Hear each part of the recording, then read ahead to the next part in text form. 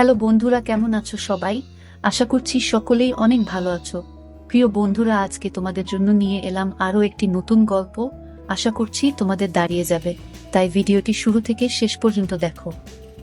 আজকেই আমার বিয়ে হয়েছে। বিদায়ের সময় মা আমাকে ডেকে বললেন, চামেলি, বাসর রাতের স্বামীকে তোর কাছে আসতে দিবি না, কারণ সে যদি তোর কাছে আসে তাহলে তাকে ডিভোর্স দিয়ে দেবে। তাই মনে রাখিস, তোর স্বামী যেন তোকে স্পর্শ করতে না পারে। আমি অবাক হয়ে মায়ের দিকে তাকালে মা বললেন, শোনো, আপাতত যতটা পারিস স্বামীর থেকে দূরে থাকবি। কিন্তু মা, সে কি মানবে? কতদিন অপেক্ষার পর মোহিত আমাকে পেয়েছে, তাই আমার কাছে না এসে সে কি মানবে? তারপর মা আমাকে এমন বাস্তবতা বললেন যে আমি কেঁপে উঠলাম। আমি বললাম, মা, তোমার আমাকে বিয়ে দেওয়া উচিত হয়নি।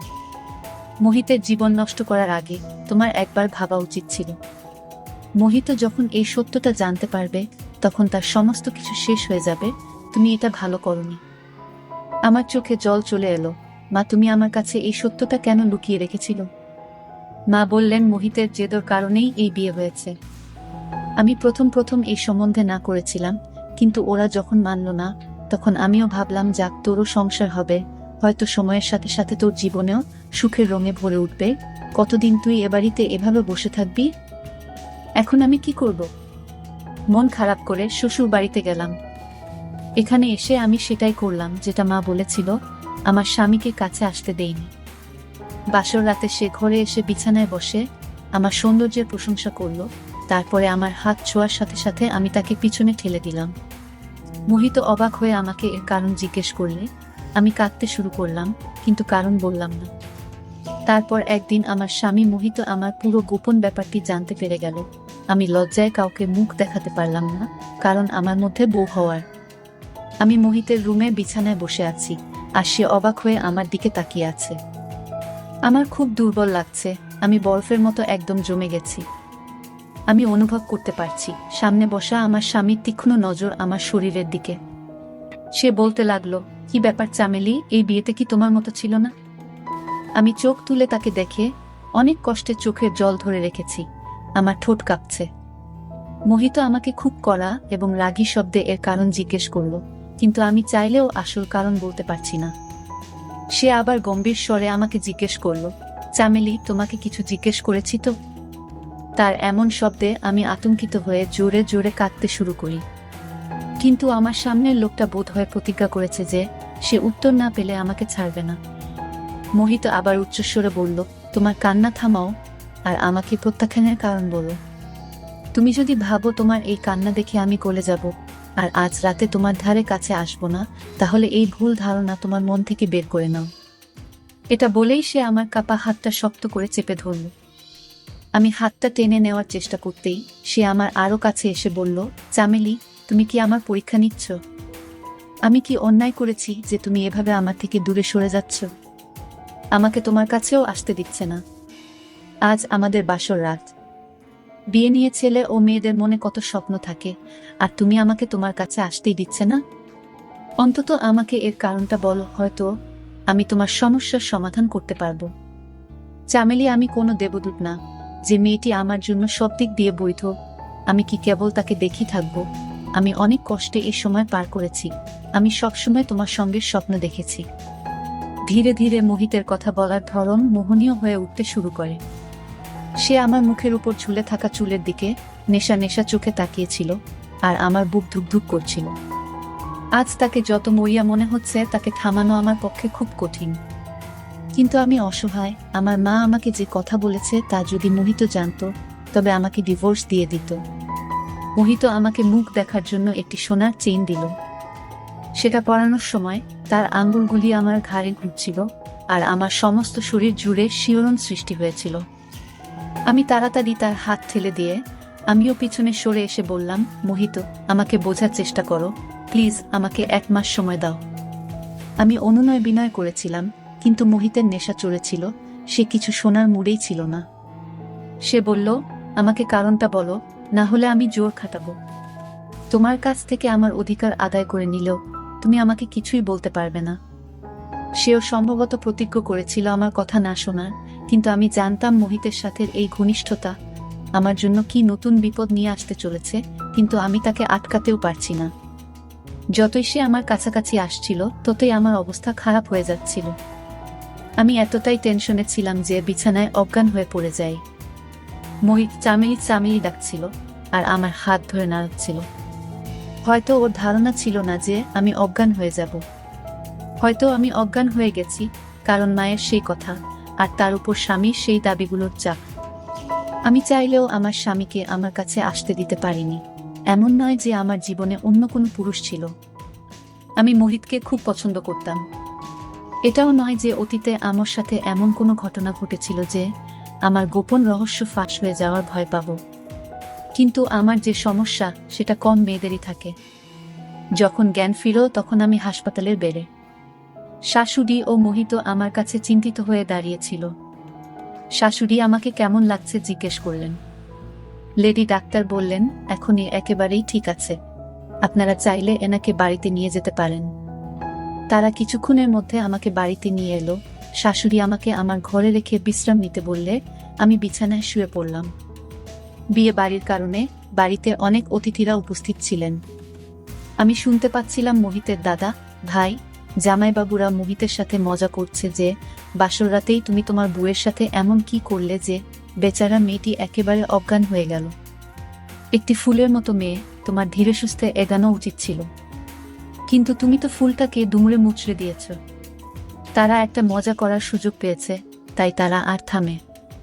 সবাই কি ভাবছিল জানি না, তবে আমি নিজেই লজ্জা পাচ্ছিলাম কারণ আমার কারণে মোহিত সবার সামনে লজ্জিত হচ্ছিল। কেউ তাকে উপদেশ দিচ্ছিল 4 দিন ওই রুমের ধারে কাছেও যাবে না। কেউ আমার শাশুড়িকে বলছিল যে তুমি নিজের কাছে তোমার বৌমাকে রাখো, পাছে মোহিতের মুখ দেখে নতুন বউ আবার অজ্ঞান হয়ে যায়। হাসি মজার শব্দে আমি নিজের চোখেই ছোট হয়ে যাচ্ছি, কিন্তু আমিও অসহায়। আমি যদি আমার স্বামীকে আসল কারণটা বলি তাহলে সে আমাকে ডিভোর্স দিয়ে বাড়ি থেকে বের করে দেবে। আমি যদি কিছু নাও বলি তাহলেও আমাদের সম্পর্কের কয়েক মাসের মধ্যেই সে জানতে পারবে। কিছুদিন শাশুড়ি আমার কাছে আসতে থাকলেন। তিনি আমাকে খাবারও খাওয়াতেন। তিনি খুব নরম মনের এবং স্নেহময়ী মহিলা। ধীরে ধীরে সমস্ত অতিথিরিও চলে গেল, আমার শরীরও ঠিক হয়ে গেল। তাই আমি নিজেই রান্নাঘরের কাজ করতে থাকলাম, যদিও আমার শাশুড়ি আমাকে নিষেধ করেছিলেন। মোহিত খুব চুপচাপ থাকত এবং খাওয়ার সময় আমার দিকে অভিযোগের চোখে তাকিয়ে থাকত। শ্বশুর বাড়িতে শুধু মোহিত আর আমার শাশুড়ি থাকতেন। মোহিত আমার শাশুড়ির একমাত্র ছেলে। যদিও সব অতিথি চলে গেছে, কিন্তু শাশুড়ি তার বান্ধবী ও তার মেয়েকে জোট করে রেখে দিয়েছেন। শাশুড়ির বান্ধবীর মেয়ে আমার সমবয়সী, তার গ্রাজুয়েশনের পরীক্ষা হয়ে গেছে। তাই মা মেয়ে মাসখানেক এখানে থাকার প্ল্যান করেছিলেন।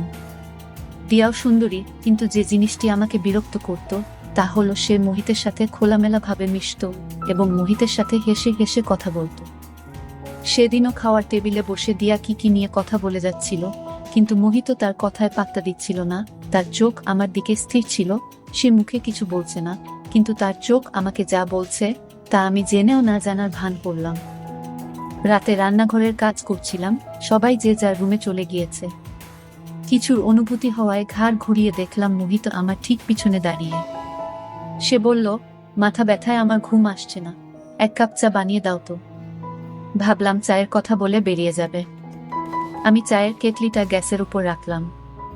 আমি রান্নাঘরে কাজ করার সময় রান্নাঘরের দরজায় ওড়না ঝুলিয়ে রাখতাম, কারণ এই সময় আমি রান্নাঘরে একাই থাকি আর বাড়িতে কোনো দেওর বা ভাসুরও ছিল না। কিন্তু মোহিত হঠাৎ এভাবে রান্নাঘরে এসে আমার কাছে দাঁড়াবে তা আমার ধারণা ছিল না। আমি যখন ওর দিকে মনোযোগ দিয়ে দেখলাম তখন আমার লজ্জা লাগতে লাগলো। ও রান্নাঘরের দরজার কাছেই দাঁড়িয়ে, আর আমার ওড়নাটাও সেখানেই ঝুলছে। আমি ওড়না নিয়ে নিজের গায়ে দিতেও পারছি না, তাই যত তাড়াতাড়ি সম্ভব চা বানানোর চেষ্টা করলাম। কিন্তু আজ গ্যাসের চুলাটা খুব আস্তে জ্বলছে, হয়তো কোনো নোংরা আটকে গেছে। এত আস্তে জ্বললে চা তৈরি হতে 1-5-2-0 মিনিট লেগে যাবে, আর এভাবে 1-5-2-0 মিনিট দাঁড়ানো আমার পক্ষে কঠিন হয়ে যাচ্ছে। বারবার মোহিতের চোখে আমার চোখ পড়ছিল আর আমার হার্টবিট বেড়ে যাচ্ছিল। তারপর হঠাৎ মোহিত বলল, চামেলি, তোমার চুল খুব সুন্দর। আমি খেয়াল করলাম ও আমার দিকে আরেকটু এগিয়ে এসেছে। রান্নাঘরটা খুব ছোট, তাই ও আমার খুব কাছে চলে এসেছে। আমি খুব নার্ভাস ফিল করছি।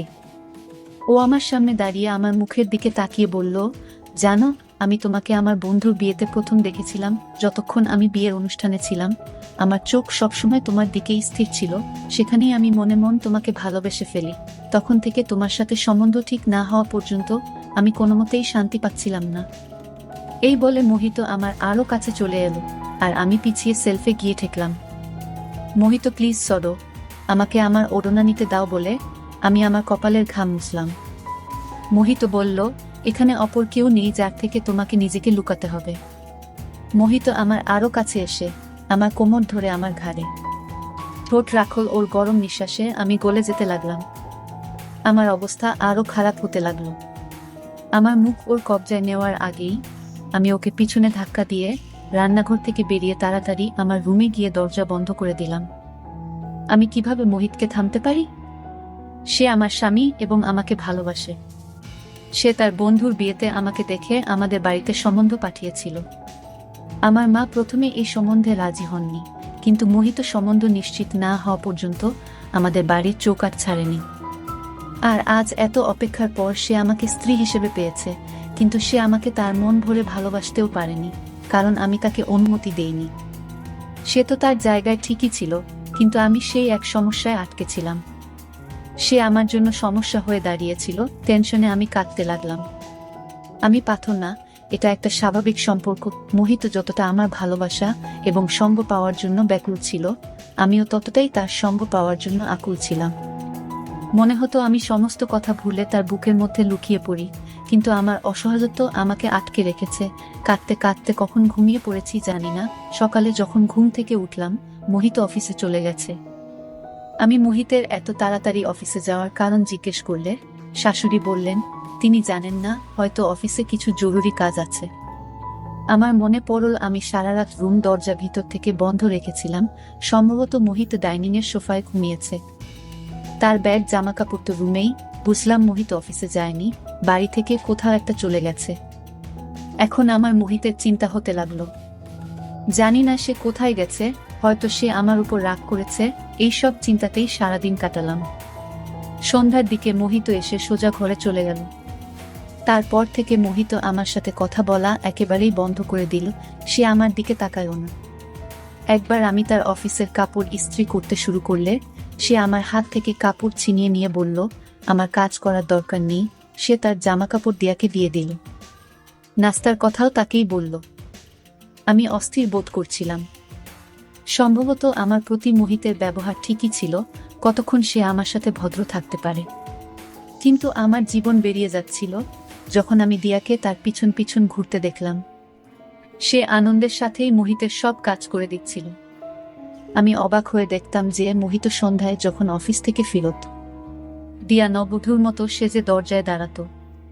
মোহিত ভেতরে এলে দিয়া দৌড়ে তার কাছে যেত, হেসে তাকে হ্যালো বলে তার হাত থেকে ব্যাগটি নিয়ে যেত। যেগুলো আমার দায়িত্ব ছিল সেগুলো খুশি হয়ে দিয়া পূরণ করত। আর আমার মধ্যে যেন আগুন লেগে যেত। কিন্তু আমি কী বা করতে পারি, কারণ মোহিত নিজেই তাকে এত গুরুত্ব দিচ্ছিল। সম্ভবত মোহিত আমার কাছে যা চাচ্ছিল তা আমি পূরণ করতে পারিনি। যদি বিষয়টা এতেই সীমাবদ্ধ থাকতো তাহলে ঠিক ছিল। রাতে একবার যখন চোখ খুললাম, বাইরে ডাইনিং রুমে কথা বলার আওয়াজ শুনতে পেলাম। রুম থেকে বের হয়ে দেখলাম দুজনে হাসতে হাসতে কথা বলছে, আর সামনে 2 কাপ চা রাখা ছিল। আমাকে দেখে দিয়ার হাসি থেমে গিয়েছিল, কিন্তু মোহিত একেবারে নির্লিপ্ত হয়ে বসে দিয়ার সাথে এমনভাবে কথা বলতে থাকলো যেন আমাকে নিয়ে তার কোনো চিন্তা নেই। আমি কাঁদতে কাঁদতে নিজের রুমে চলে এলাম। আমার জীবন ধীরে ধীরে নষ্ট হয়ে যাচ্ছে, কিন্তু আমি জীবনের সেই পর্যায়ে দাঁড়িয়ে যেখানে সামনে আগুন আর পিছনে খাদ। আমি যদি মোহিতকে সত্যিটা বলি তাহলেও আমার সংসার নষ্ট হয়ে যেত, আর না বললে দিয়া নামের এই মেয়েটা আমার জায়গাটা নিয়ে নেবে। একজন নারী সবকিছু সহ্য করতে পারে, কিন্তু সতীনের দুঃখ নয়। আমার আর মোহিতের মধ্যে যা থাকুক, আমি চাই না দিয়া আমাদের মাঝে আসুক। তাই আমি শাশুড়িকে বললাম যে দিয়া এখানে এসেছে অনেক দিন হয়ে গেল, সে কবে যাবে? যদিও দিয়ার মা চলে গেছে অনেক দিন হলো, দিয়া এই বলে থেকে গেছে যে আমি আর কিছুদিন এখানে থাকতে চাই। শাশুড়ি বললেন, আমিও তাকে বলেছি যে তুমি এসেছ অনেক দিন হয়ে গেল, এখন তুমি তোমার বাড়িতে যাও। সেও যেতে চায়, কিন্তু মোহিত তাকে যেতে দেয়নি। এটা শুনে আমার মনে হলো কেউ যেন আমার হৃদয় চেপে ধরেছে। মোহিত কেন তাকে যেতে দিতে চায় না? একবার রান্নাঘর থেকে বেরিয়ে দেখি দুজনে ড্রয়িং রুমে গল্প করছে। আমি দরজায় দাঁড়িয়ে যা শুনলাম তা আমার হুঁশ উড়িয়ে দিল। আগে জানতাম না যে দুজনের মধ্যে কি চলছে, কিন্তু আজ এই রহস্যের উপর থেকেও পর্দা সরে গেল। আমি এই ভুল ধারণার মধ্যে ছিলাম যে মোহিত আমাকে ভালোবাসে, কিন্তু বাস্তব হয়তো অন্য কিছু। কারণ আমি যা শুনেছিলাম তাতে বুঝতে পারলাম যে আমার স্বামী আমাকে ভালোবাসে না। এই বিয়েটা বোধহয় সে বাধ্য হয়ে করেছে, নইলে তো সে শুধু দিয়াকেই ভালোবাসতো। আর দিয়াও এখানে থেকেছে শুধু তার কথায়। আমি কাঁদতে কাঁদতে আমার রুমে চলে এলাম। রাতের খাবারও খাইনি। আমার শাশুড়ি এসে জিজ্ঞেস করলেন, তুমি কেন খাবে না? আমি মাথা ব্যথার অজুহাত দিয়ে মাঝ রাত অবধি কান্নাকাটি করে কাটিয়ে দিলাম। রাত 2টার দিকে ড্রয়িং রুম থেকে ফিসফিস শব্দ আসতে লাগলো। রুম থেকে বেরিয়ে এসে দেখি ড্রয়িং রুমের দরজা বন্ধ। ড্রয়িং রুমের জানালা দিয়ে তাকাতেই চমকে উঠলাম, দিয়া মোহিতের কোলে। চোখ বড়বড় হয়ে গেল এবং আমার শরীর কাঁপতে লাগল। আমি ঘামে ভিজে গেছি। ঈশ্বরকে ধন্যবাদ জানালাম যে আমি যা দেখেছি তা স্বপ্ন ছিল। আমি উঠে তাড়াতাড়ি ঘর থেকে বেরিয়ে ড্রয়িং রুমে গিয়ে দেখলাম মোহিত তার ল্যাপটপে কিছু কাজ করছে। আমি কাঁদতে কাঁদতে তার কাছে বসলাম। সে আমাকে দেখে কিছুটা বিরক্ত হয়ে জিজ্ঞেস করলো, কি ব্যাপার, তুমি আবার কাঁদছো কেন? আমি বললাম, মোহিত, তুমি আজকের পর দিয়ার সাথে কথা বলবে না। আমার কথা শুনে প্রথমে সে কিছুক্ষণ আমার দিকে তাকিয়ে রইল, তারপর ল্যাপটপ বন্ধ করে বলল, কথা বলবো না কেন? আমি বললাম, তোমার মনে যদি দিয়াই ছিল তাহলে আমাকে বিয়ে করলে কেন? সে বলতে লাগল, আমি খুব ভুল করেছি যে আমি দিয়ার কদর না করে তোমাকে দেখে তোমার জন্য পাগল হয়ে তোমাকে বিয়ে করেছি। দিয়া আমাকে আগে থেকেই ভালোবাসতো আর আমাকে বিয়ে করতে চাইতো। এখন আমিও বুঝতে পেরেছি, তাই আমি দিয়াকে বিয়ে করতে চাই। এটা শুনে আমি একদম পাগল হয়ে গেলাম আর ফুপিয়ে ফুপিয়ে কাঁদতে কাঁদতে বললাম, তুমি এটা করতে পারো না, তুমি আমাকে এভাবে নষ্ট করতে পারো না, তোমাকে ছাড়া আমি মরে যাব। মোহিত, আমি তোমাকে খুব ভালোবাসি। আমার কথা শুনে মোহিত আমার হাত ধরে রুমে নিয়ে এসে রুমের দরজা বন্ধ করে দিয়ে বলল, শুধু এইটুকুই আমি শুনতে চেয়েছিলাম। আমি জানতাম তোমার মধ্যে হৃদয় আছে, তাই আমি দিয়াকে অনুরোধ করেছিলাম এই নাটকটা করতে। চামেলি, দিয়া আমার নিজের বোন। মায়ের বান্ধবীর কোনো সন্তান নেই, তাই মা দিয়াকে তাকে দিয়েছিলেন। এটা আমার জন্য একেবারে নতুন, আমি জানতাম না। তখন মোহিত বলল যে তুমি আমাকে দূরে ঠেলে দিয়েছিলে, যেটা আমাকে খুব কষ্ট দিয়েছে। আমি ভেবেছিলাম তুমি হয়তো অন্য কাউকে ভালোবাসো, তাই আমার থেকে দূরে থাকার অজুহাত খুঁজছো। আমি দিয়ার সাথে মিলে এই নাটকটি করেছি, আর আজকে তোমার অভিব্যক্তি আমাকে আনন্দ এবং শান্তিতে ভরিয়ে দিয়েছে। মোহিত আমার কাছে আসতে লাগল, এত কাছে যে সে আমাকে তার বুকে জড়িয়ে নিল। মোহিত মাতাল স্বরে বলল, চামেলি, তোমার মন থেকে সব ভয় দূর করে দাও। আমি তোমার স্বামী, আমি তোমাকে খুব ভালোবাসি, তোমাকে কখনোই কষ্ট দেব না।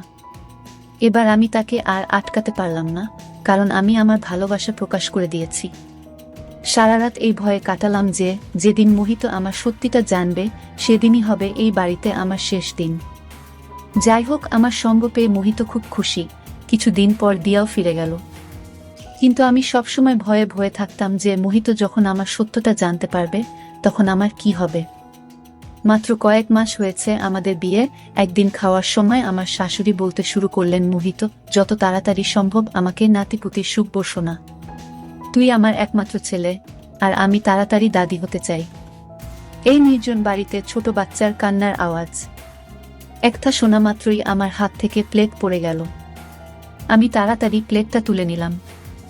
মোহিত আমার দিকে তাকিয়ে বলল, কি ব্যাপার চামেলি, তুমি টেনশনে আছো মনে হচ্ছে। আমি তাকে কি উত্তর দেব? আমি চুপচাপ রইলাম দেখে মোহিত হেসে তার মাকে সান্ত্বনা দিয়ে বলল, মা, এত তাড়া কিসের? তুমি তাড়াতাড়ি সুখবর পাবে, কিন্তু আমার শাশুড়ির যেন খুব তাড়া, এবং হয়তো তার তাড়া স্বাভাবিক।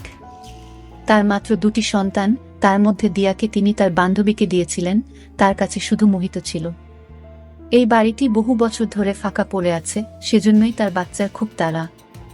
তার মায়ের বারবার পীড়াপিড়িতে মোহিত আমাকে একজন মহিলা ডাক্তারের কাছে নিয়ে গেলে তিনি অনেক টেস্ট লিখে দিলেন। আমি খুব অস্থির ছিলাম, এসব কিছু ঠিক হচ্ছিল না।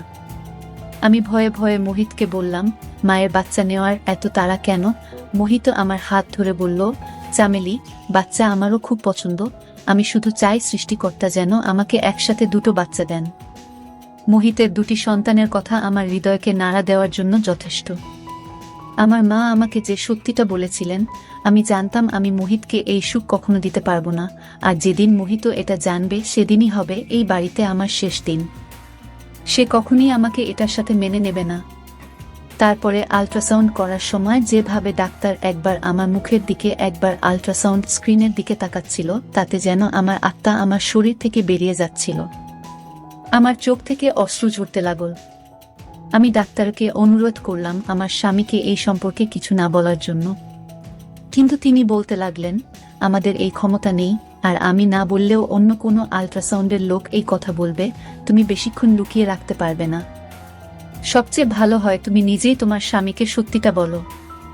আমি তাকে অনুনির্বিনয় করতে লাগলাম যে আমার সংসার ভেঙে যাবে, কিন্তু হয়তো আমার কপাল খারাপ। রিপোর্ট মোহিতের কাছে পৌঁছে গেল। লেডি ডাক্তার রিপোর্টটা দেখার সাথে সাথে আমাকে অবাক চোখে দেখতে লাগলেন, আর তিনি মোহিতকে আমার রিপোর্টের সব সত্যিটা বলে দিলেন। আমি পাথরের মতো চেয়ারে বসে রইলাম। মোহিত আমার সত্যিটা জেনে গেছে। মোহিতের বদলে যাওয়া চেহারা দেখে আমার জীবন বেরিয়ে যাচ্ছিল। বাড়ি যেতেই আমার শাশুড়ি যখন মোহিতকে আমার রিপোর্ট সম্পর্কে জিজ্ঞাসা করলেন, মোহিত বলল যে ডাক্তার এখনো কিছু বলেনি। আমি এই কথা শুনে কিছুটা স্বস্তি অনুভব করলাম, কারণ শাশুড়ি জানলে আমাকে হাত ধরে বাড়ি থেকে বের করে দিতেন। আমি চুপচাপ আমার রুমে চলে এলাম। এখন অস্থিরতায় আমার জান বেরিয়ে যাচ্ছিল। জানি না মোহিত রুমে এসে আমাকে কি শাস্তি শোনাবে। মোহিত যখন রুমে এলো তখন তার চোখ লাল। আমার বুক ধুকপুক করছে, আমার চোখ থেকে অবিরাম অশ্রু বয়ে যাচ্ছিল। সে এসে আমার কাছে বসে চুপচাপ কিছুক্ষণ আমার দিকে তাকিয়ে রইল। সে মুখে তো কিছুই বলল না, কিন্তু তার চোখ যেন অনেক কিছু বলছে, যে কেন তুমি আমার কাছ থেকে এত বড় একটা কথা লুকালো। আমার চোখ থেকে অবিরাম অশ্রু ঝরতে থাকলো। আমি নিজেকে ভাগ্যের হাতে ছেড়ে দিয়েছি। কিছুক্ষণ পর মোহিত বলতে লাগলো, শুধু একটা কথা বলো চামেলি, তুমি কি এটা আগে থেকেই জানতে? আমি নাতে মাথা নেড়ে বললাম, আমার মা বিয়ের রাতে আমাকে এই কথা বলেছিল, তাই আমি তোমাকে আমার কাছে আসতে দিতাম না, যাতে সত্যটা জানার পর তুমি আমাকে ডিভোর্স না দাও। এই বলে আমি কাঁদতে লাগলাম। সে বলল, চামেলি তুমি এটা ভালো করনি। তুমি জানো আমি আমার মায়ের একমাত্র সন্তান। যদি তোমার মা সত্যিটা জানতো তাহলে আমাদেরকে অন্ধকারে রেখে অন্যায় করেছেন। এই কথা বলেই মোহিত ঘর থেকে বেরিয়ে গেল। সারা রাত আর রুমে আসেনি। বিয়ের রাতে মা কাঁদতে কাঁদতে আমাকে বলেছিলেন যে জন্ম থেকেই আমার মধ্যে জরাজু নেই, আমি কখনই মা হতে পারবো না। 5 বছর বয়স পর্যন্ত আমার পিরিয়ড হয়নি দেখে আমার মা টেনশনে ছিলেন। আমার 6 বছর বয়সেও যখন পিরিয়ড হলো না, তখন তিনি আমাকে একজন মহিলা ডাক্তারের কাছে নিয়ে যান, যেখানে আমার আল্ট্রাসাউন্ড হয়েছিল, কিন্তু মা তখন আমার কাছ থেকে এই সত্যটা লুকিয়ে রাখেন। তিনি শুধু বলেছিলেন আমার মধ্যে সামান্য ঘাটতি আছে, যা সময়ের সাথে সাথে পূরণ হয়ে যাবে এবং আমি স্বাভাবিক হয়ে যাব। আমিও এটা ভুলে গিয়ে নিজের জীবন নিয়ে মগ্ন ছিলাম, কিন্তু বিয়ের রাতে মা আমাকে এই সত্যটা বলেন এবং সঙ্গে আমাকে এটাও বলেছিলেন যতটা সম্ভব মোহিতের থেকে দূরে থাকতে, কারণ সে যদি তার সাথে সম্পর্ক করে স্পষ্টতই কিছুদিন পরে বাচ্চার কথাও বলবে, এবং এর জন্য যখন তোকে ডাক্তারের কাছে নিয়ে যাবে তখন তারাও এই সত্যটা জেনে যাবে। আর আজকে সেই দিনটি এসে গেছে। মোহিতের কাছে আমার রহস্য প্রকাশ পেয়ে গেছে। আমি অঝরে কাঁদছিলাম, কিন্তু সে একবারও আমার চোখের জলে মুছিয়ে দিতে আসেনি। সকালেই বুঝতে পেরেছি আমাকে নিয়ে কি সিদ্ধান্ত হতে চলেছে। সকালে যখন ঘর থেকে বেরোলাম তখন মোহিত ওর অফিসে চলে গেছে। সারাটা দিন অস্থিরভাবে কাটিয়েছি। বাড়িতে ফিরে এসেও ওর মুখে বিষণ্ণতার ছাপ। সে হাতে রিপোর্টগুলো নিয়ে শাশুড়ির সামনে রাখে। আমি ভয়ে মরে যাচ্ছিলাম, কিন্তু জানতে পারলাম আমার শাশুড়ি সম্পূর্ণ নিরক্ষর। তিনি বললেন, মোহিত, আমি এসব রিপোর্টও কি বুঝি, এতে কি লেখা আছে সেটা আমাকে বল। মোহিত বলল, মা, আমি তোমাকে কখনো বংশধর দিতে পারবো না। সন্তান জন্মানোর ক্ষমতাই আমার নেই। আমার কোনোদিন সন্তান হবে না। এই বলে মায়ের কোলে মাথা রেখে সে কাঁদতে লাগলো। শাশুড়িকে জড়িয়ে ধরে আরো বলল, দয়া করে আমাকে সন্তানের জন্য আর জিজ্ঞেস করবে না। আমি তোমাকে সবকিছু দিতে পারি, কিন্তু সন্তান কোনোমতেই না। এসব শুনে আমার গায়ের রং ফ্যাকাশে হয়ে গেল। মোহিত সবকিছু নিজের উপরে নিয়ে আমাকে সবকিছু থেকে মুক্তি দিয়ে দিল। আমার শাশুড়িও কাঁদছেন, আর আমি হতবাক হয়ে আমার স্বামীর দিকে তাকিয়ে রইলাম যে এটা পুরুষের কোনো রূপ, যেটা মোহিতের রূপে আমার সামনে। আমার শাশুড়ি কিছুক্ষণ কান্নাকাটি করে তারপরে তিনি বললেন, চিন্তা করিস না মোহিত, অনাথ আশ্রম থেকে একটা বাচ্চা নিয়ে আসিস আর আমরা নিজের মনে করে তাকে মানুষ করব। কিন্তু তুই মন খারাপ করিস না, আমি আর কখনো তোকে সন্তান নিতে বলবো না। রুমে এসে মোহিত প্রাণহীন মানুষের মতো শুয়ে পড়ল।